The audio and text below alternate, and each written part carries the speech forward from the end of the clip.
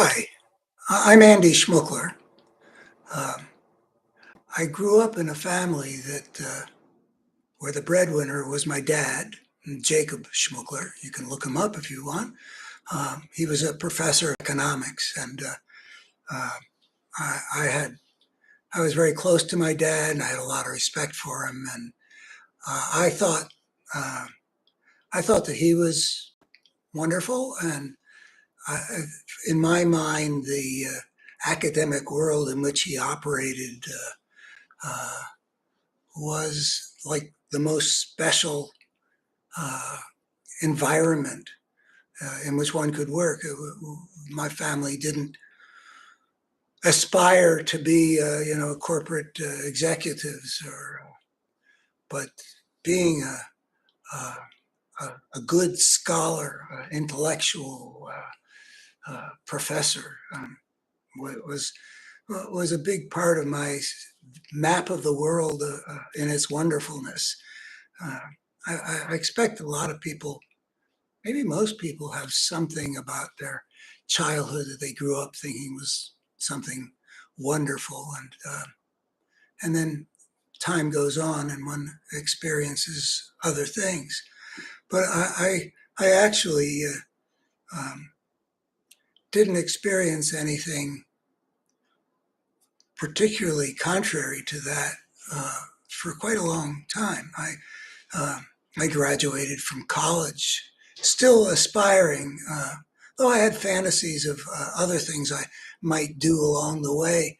I wanted to become a thinker with an academic position who would write books that I could be proud of and teach people ideas that were worth transmitting. Um, but then along the way, I got the idea that changed the course of my life. So I had become accustomed to doing things and getting uh, well treated for them in the academic world. And um, then I had this idea that was just essential to me. I made a promise, and that's what um, I'm mostly here for on YouTube, is to convey the ideas that I've spent my lifetime developing. And I made a promise that I was going to devote myself to that. And at that time, uh, I had taken several years off for reasons about having to do with the state of the world. Back in 1960, I dropped out in uh, April of '68, and after some time struggling with some questions and some matters, I applied for I dropped out of graduate school at the University of Chicago, and didn't know what I was going to do with my life. But that's another story, which I actually have told about what led to this idea, which was how to understand how come the world is more screwed up than I had imagined. 1968 being a year that showed that. Anyway, I got an idea which basically answered that question, and I still think it's a big piece of that answer. But I was already accepted to go to Yale. Um, my undergraduate work was at Harvard, and but academia was academia. I wasn't going to be prejudiced against a rival. Anyway, I was admitted to be a graduate student in American Studies. And then in August, just weeks or at most a month before I was going to move from Berkeley, California, where I lived at that point, to New Haven to become a graduate student. But I had made this promise that I was going to devote myself, do everything within my ability to articulate what I had seen and to convey it to my fellow human beings. That was, um, I take promises seriously. Anyway, I didn't know whether I should go ahead with the plan to go to Yale. So I called the American Studies department at Yale and told them in some general terms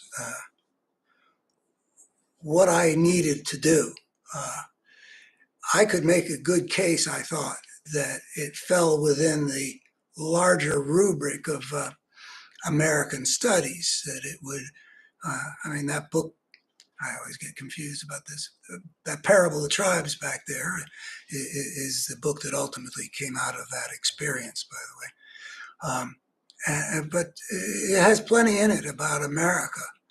Um, the problem of power and social evolution is the subtitle, and power has been a problem in American civilization's development, as it has everywhere. So I explained to them that I could make a case, but I needed to know because that was what I was going to do.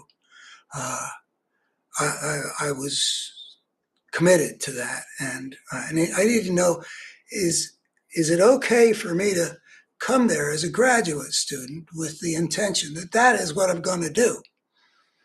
And I got to talk with various people. And the message always was, "Oh yeah, we really respect the freedom of students." And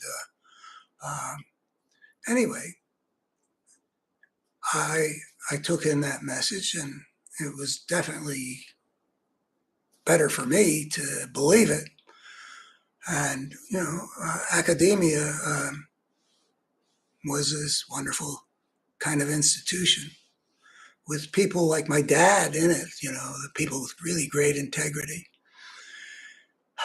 So I went to New Haven, and I started trying to deal with the people who ran the program to establish just how I was going to pursue what I was committed to pursuing while being a graduate student in good stead with them. And I couldn't get them to listen. I mean, I couldn't get them to even notice that I wasn't just like the other people in my program. I didn't just come there to um, go through uh, the jump through the loops. Um, and then after a semester of trying unsuccessfully to really get them to engage with me and um, work out with me a plan that was acceptable to them and was keeping my promise. The second semester, I signed up for 3 independent studies, um, and that they noticed that I was speaking to them in the bureaucratic language that they understood. They didn't think a second semester graduate student would sign up for independent studies and work with this professor about this problem that he has formulated that he wants to investigate, and work with that professor with that dimension of things, and all ways of pursuing, the thing I was promising to, I don't know what, but something you don't promise too lightly is the feeling in my heart. And so they said, "Well, what's this about?" And I said, "Well, I've been trying to tell you what this is about." Anyway, the upshot of that was these 2 men, I'm going to skip giving the names. I'm not sure if they're both dead. At least one of them is. They're both, sort of semi-world famous, or at least nationally famous scholars in running an American Studies program that was one of the most prestigious in the country. The only other one I really considered was at Penn. And it was the upshot was they were going to come over to my house for lunch, which I offered to make, and we would talk about this. They were going to deal with this seriously, apparently, and I was really looking forward to this. And I prepared a lunch, and they came, and we ate the lunch, and after the lunch was done, I broached the topic, and um, they wanted to understand better what it was I was proposing. So I went into the other room and brought out my little card catalog. I mean, this is back before the electronic ways of organizing data. But I had a lot of 3x5 cards with all kinds of ideas that I was sort of continually arranging as I was trying to figure out what the proper structure was for presenting the argument that I had. I don't think I'm ever going to learn which shoulder is which. Right arm. I see it on the left on the screen. So I bring out my card catalog, and I start explaining the vision that I had that made sense of some fundamental questions of why civilization has developed the way it has, and the problems that we have as the creatures that invented our own way of life with the kinds of forces that we've unleashed. That's what I talk about on some of these other videos that I hope you'll take a look at, because that's really what I've got most of a value to offer. So after I'd done a little bit of that presentation, nothing at huge length, but maybe a couple minutes. I mean, I don't remember. That was we're talking about like February of 1970. So I don't remember everything in detail, but the basic story was so revelatory in a kind of a traumatic way for me. This famous American scholar of American religions was his specialty, says, well, it sounds like you're trying to develop a Weltanschauung. Now, Weltanschauung is a word that I knew. It's a German word that means worldview, basically, how one looks at the world. It's a big picture kind of thing, or if it isn't big picture, if that isn't the right word, it's a whole frame of reference and maybe an ideology, I don't know. But anyway, and I said, yeah, that's right. I've seen something that puts a whole lot of the pieces together, and I'm committed to bringing that, realizing that in a communicable form that I can share it with my fellow human beings. And so he looks at me and he says, well, Emerson was interested in Weltanschauung. Ralph Waldo Emerson being one of the shining lights that American studies pays attention to. Melville, Ralph Waldo Emerson, Mark Twain. Ralph Waldo Emerson being a big deal, and he said, "Well, maybe you could do your work on Emerson." And I looked at him. I looked at his face to see whether he was kidding. And there was no sign that he was kidding. He was perfectly serious. He was suggesting that I set aside the project that I had committed myself to and made a sacred promise to pursue and work on Emerson, like a good boy in graduate school. Jump through the hoops. Focus on our stuff. So I said, I'm not interested in Weltanschauungs. I'm interested in articulating my Weltanschauung. And there was a little back and forth that I don't recall, but I do recall how it was left, and it was left there pretty soon after this point. That, well, Andy, you write up something and you submit it to us. You make a case you say you can make a case for why we should let you be a graduate student here, doing what you are saying you are committed to doing. And then, at the conclusion of that, why, it would be compatible with what we're about for us to give you a PhD at the end. And I thought, fine, I can make that case. I will make that case. They gave me, give it to us in 3 weeks or whatever it was. And I went off to, I didn't go off. I mean, in the course of those 3 weeks, I wrote kind of a brief. I don't remember exactly how long it was, probably in the vicinity of 10 pages. And I don't know if it was single space or double space. It was probably double space because I double spaced everything back then. So I worked really hard at it. I realized what was at stake. I had moved across the country with the young woman that I was engaged to. And it was, if I didn't get the permission from these guys, I didn't have a plan B about what my life, where to go with my life.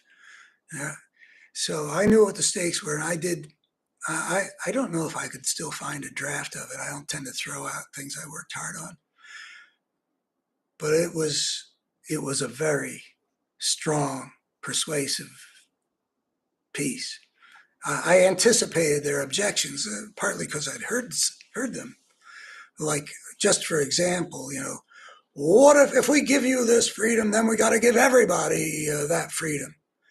And I anticipated that and said, that's not going to happen much. People aren't going to want to go through this for no good reason. So, and I handed it in a little bit ahead of the date that they'd given me. And then I waited. I felt a kind of confidence. I couldn't see how they could justifiably deny my request.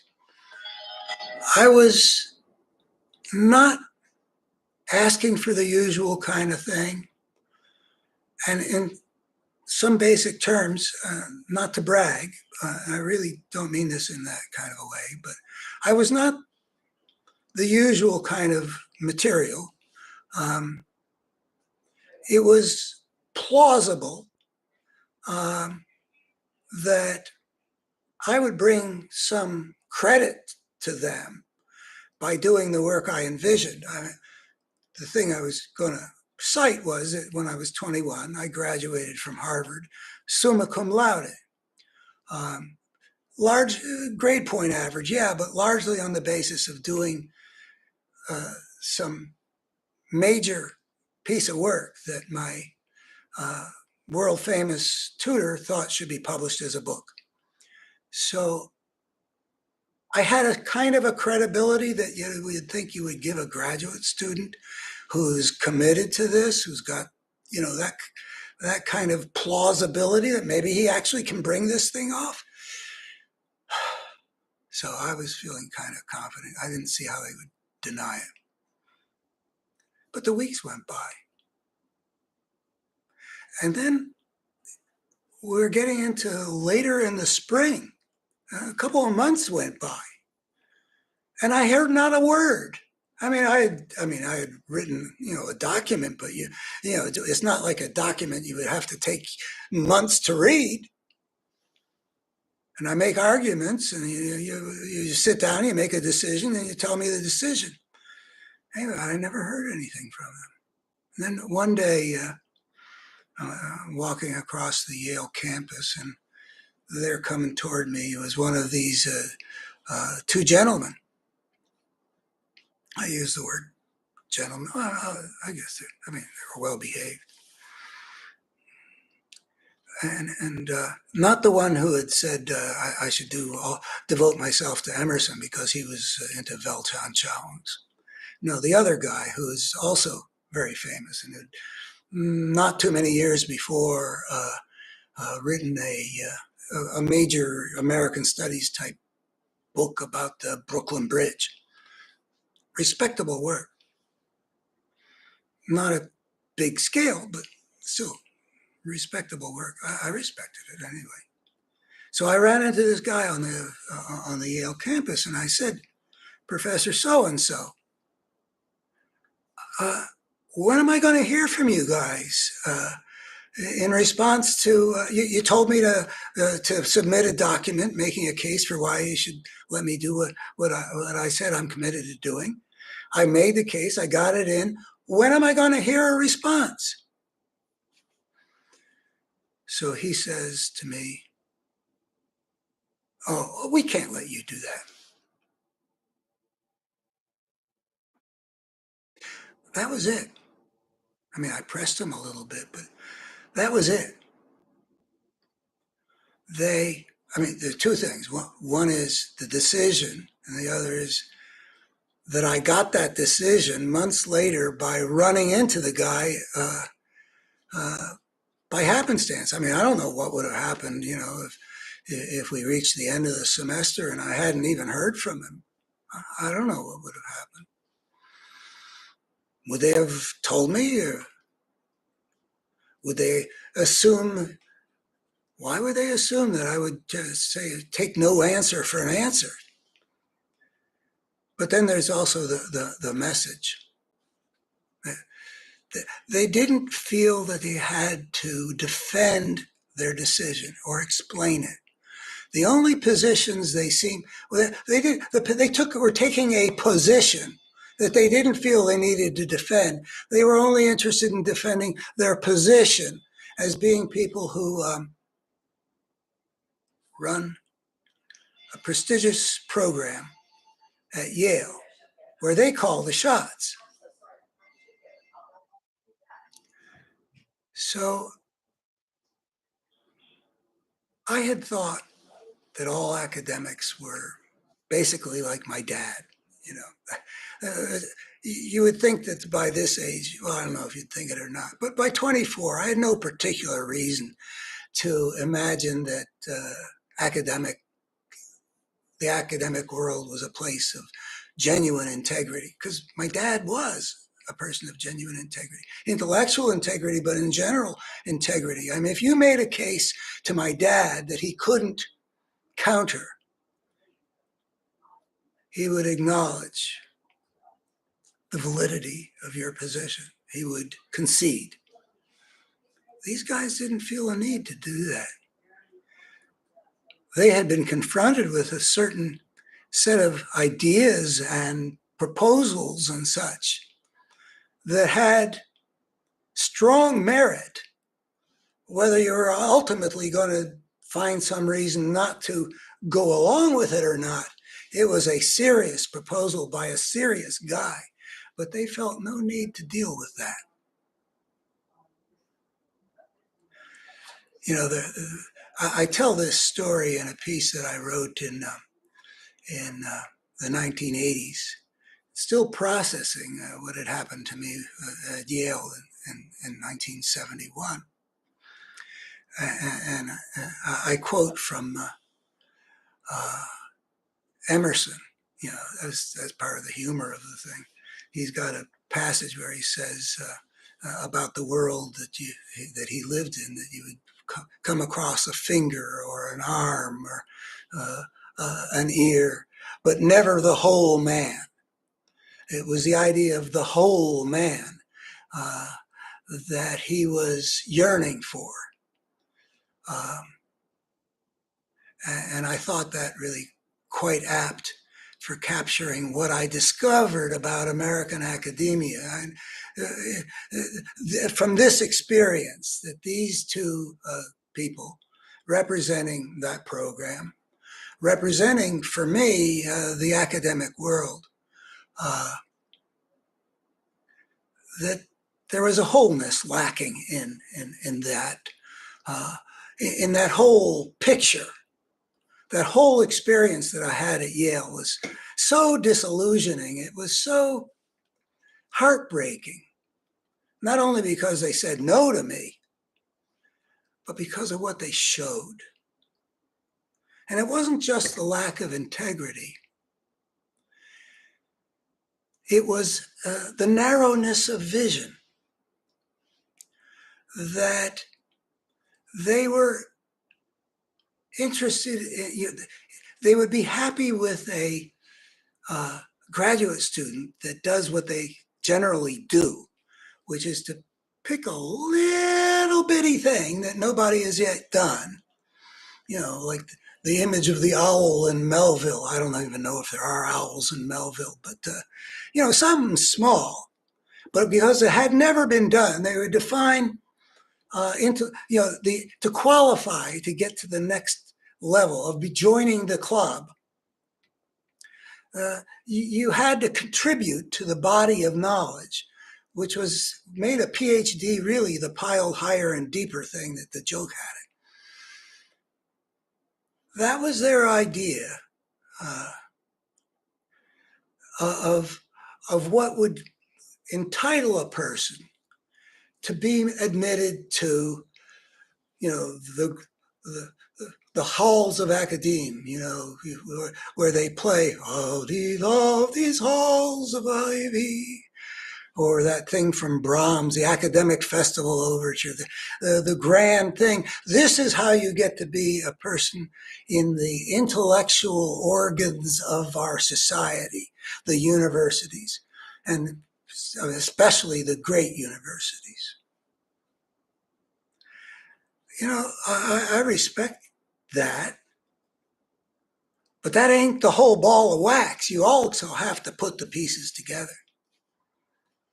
But this was an age in which academia was sort of breaking down into ever greater specialization. If you look back a couple of generations before this, you would find people who were doing bigger things, but as the thing goes on, it sort of generates its own, the system generates its own increasing subdivision, so that integrative work is no longer possible, because that's what I was proposing to do, was integrative work. My whole life's work has been putting the pieces together, but in a way which is true to the values that I thought were in academia, but they really didn't. They had a very tenuous relationship, if any, with the values of the kinds of people that they studied, like Emerson, and like the academics of previous generations. Like the people like Weber and Freud, and um, the people who are putting a bigger pictures together. That was, but anyway. And then there was something else which I had no idea. I thought that the older you get, the more advanced you get, the more the system treats you with real respect for what and who you are. Um, I had never had any reason to complain, except for Mr. Vanderhork in Minnesota in ninth grade science. I had always been treated very well. Um, but this was a, a discovery that, as an undergraduate at Harvard, I had reached the point at the end of my sophomore year when I was ready to take on some serious work, take some graduate seminars, write major long pieces. So the last 2 years I was there, I was taking some courses, but increasingly it was, embarking upon, taking my intellectual understanding to the next level, and becoming a contributor, not just a consumer of ideas. And I was treated with, well, I was really treated with good respect. Nobody said, who are you? Who do you think you are, punk? It was nothing like that. And I got, I would go seek out the people I wanted to work with. Robert Bella, one of the great sociologists of the times, Erik Erikson, a guy with a background that studied with Freud, wrote Childhood and Society, a big deal. I could get them. I worked with them in my senior dissertation about heroic tragedy in Athens and Elizabethan England.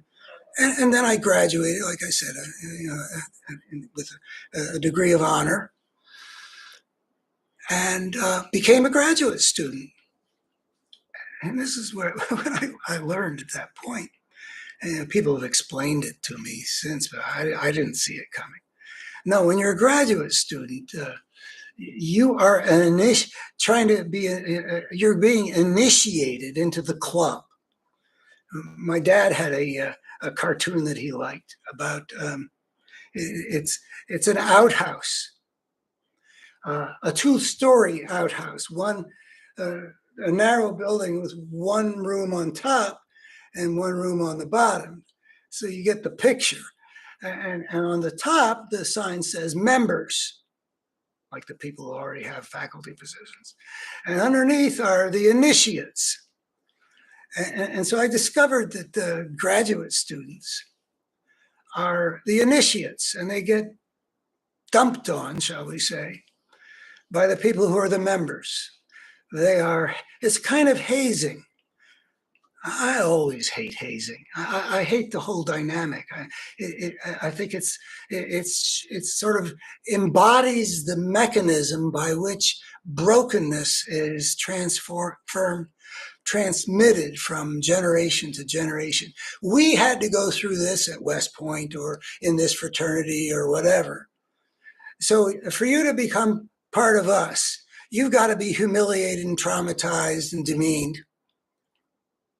Like you probably know hazing rituals. I mean, they make the headlines when somebody dies during the hazing, but yeah, you can find out if you want. It is not the way human beings should treat other human beings.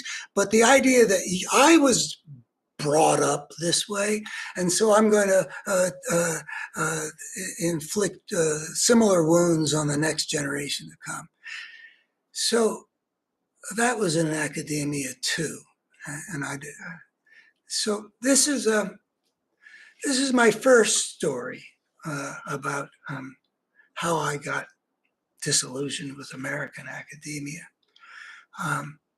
I'm gonna not make this a longer tape by telling you the rest of the story, as Paul Harvey used to say.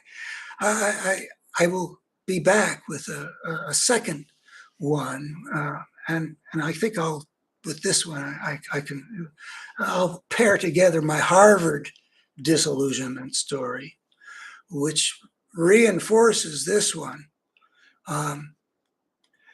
and also one that's associated with Princeton, but in a different sense. It's got to do with what a Princeton professor told me about academia, and in particular about my fate. So here's a guy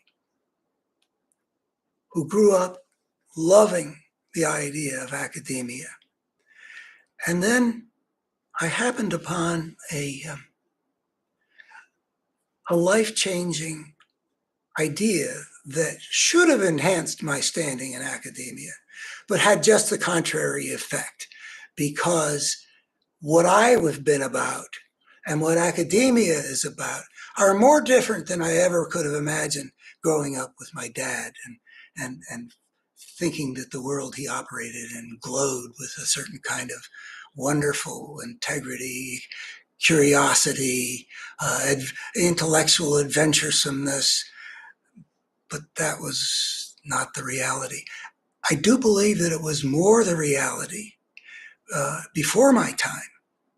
And I could be wrong about this, but I think that if I had had the same experience, not in 1970, but in 1940 or 1930, I don't think it would have been the same experience.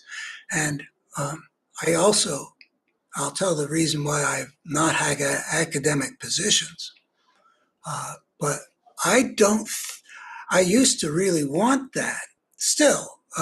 But that's, that is another story. But um, I think that maybe the academic world is more, less virtuous, less full of things to love and appreciate and respect than it was even back then. But I've been at such a distance from academia that I don't know that I will claim that the devolution of American academia, which I think is part of the picture. It's not just that I grew up mistaking uh, uh, a man of integrity like my dad as being the typical guy. There's some of that, but I think there's also been a downhillness in American academia. But I'll just tell about my own experience. Uh, in this was 1970. I have another experience coming up at the end of the decade, which was equally revelatory and equally disillusioning. So, well, I don't know about equally disillusioning, but confirmed some unhappy things that I had perceived. Taking the road less traveled by means you get to see the ass side of the building. So I'll be back. I hope you're interested in hearing the Harvard and Princeton stories. Thanks for listening to the Yale story. Bye-bye.